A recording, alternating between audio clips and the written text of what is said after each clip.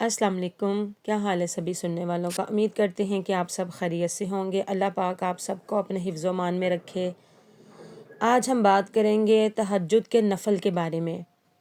جو بندہ تہجد کے وقت یہ نفل پڑھے اور اس نفل کے پڑھنے سے اللہ تعالیٰ کو اس 2 صورتوں کا وسیلہ دے کر جو مانگے اللہ عطا فرمائے گا۔ بہت ہی برکت والے نفل ہیں، انسان کو ٹھوکروں سے بچاتے ہیں، مشکلوں سے بچاتے ہیں، ناکامیوں سے بچاتے ہیں۔ روحانی طاقت اور جسمانی طاقت کو محبت پیار سے توجہ دیں۔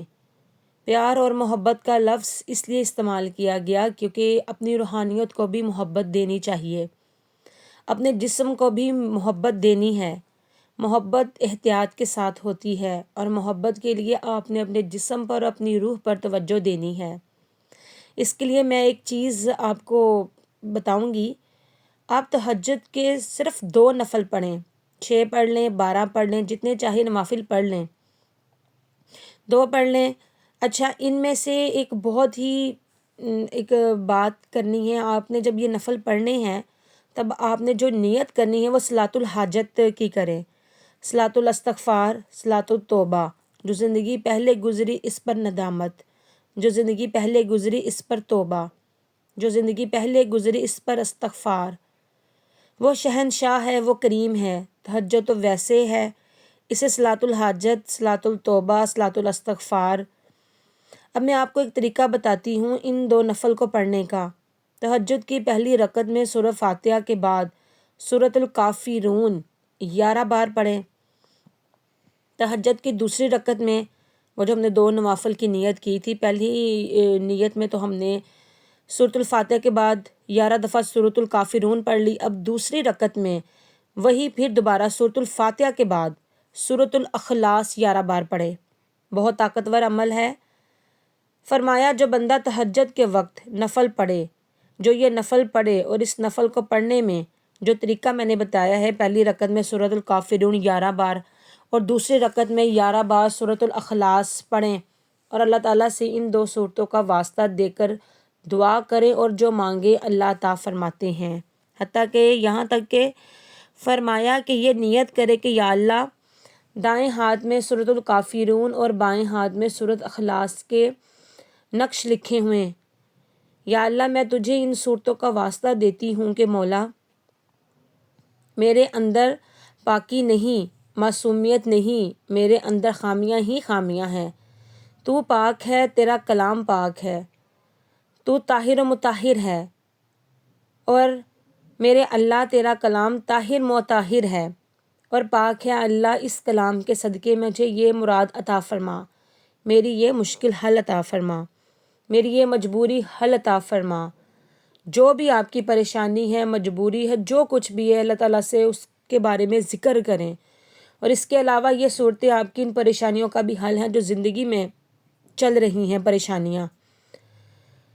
سورہ کافرون اور سورۃ الاخلاص زندگی کے مسائل کا حل ہے۔ ان صورتوں میں جادو کا بھی حل ہے، یہ ناکامیوں کا علاج ہے، یہ نظر بد کا علاج ہے، یہ انسان کو ٹھوکریں نہیں کھانے دیتی۔ جو شخص یہ کہتا ہے کہ میری زندگی میں ٹھوکریں لکھی ہیں، کہ میرے مقدر میں سحر ہے ہی نہیں، وہ انسان یہ تہجد کا عمل کر لے۔ ان نوافل کی اتنی برکات ہیں کہ کوئی انسان ان کا سوچ بھی نہیں سکتا۔ اللہ کو اللہ کے کلام کا واسطہ دے کر بڑا شہنشاہ اور کریم ہے۔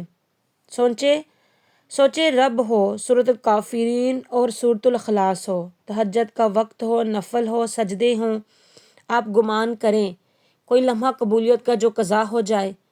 سارے قبولیت کے لمحے ہم نے جمع کر لیے۔ تہجد میں تو ویسے اللہ تعالیٰ اپنے پہلے آسمان پر آئے ہوتے ہیں، وہی تو وقت ہے جب اللہ اپنے بندے سے کہہ رہا ہوتا ہے کوئی مجھ سے مانگنے والا، میں اس کو عطا کروں، ہے کوئی ایسا جو مجھ سے اپنے گناہوں کی معافی مانگے، میں اس کو معاف کروں۔